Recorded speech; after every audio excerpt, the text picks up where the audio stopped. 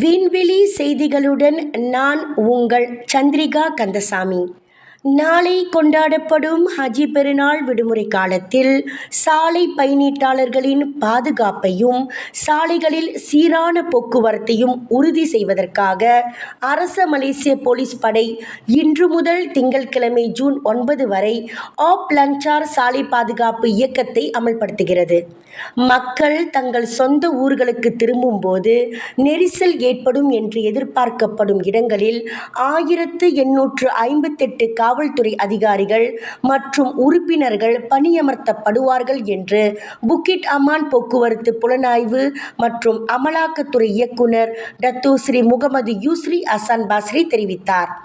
நெடுஞ்சாலைகள், கூட்டரசு சாலைகள், மாநில சாலைகள் மற்றும் நகர சாலைகளில் போக்குவரத்து நெரிசலை குறைக்க அனைத்து காவல்துறை இயந்திரங்களும் விரிவாகவும் முறையாகவும் ஒன்று திரட்டப்படும் என்று அவர் கூறினார்.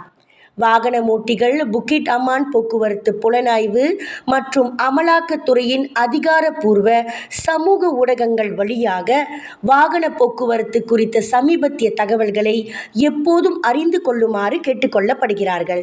பொதுமக்கள் தங்கள் பயணங்களை திட்டமிட இது பெரிதும் உதவும் என்று அவர் இன்று ஒரு அறிக்கையில் தெரிவித்தார்.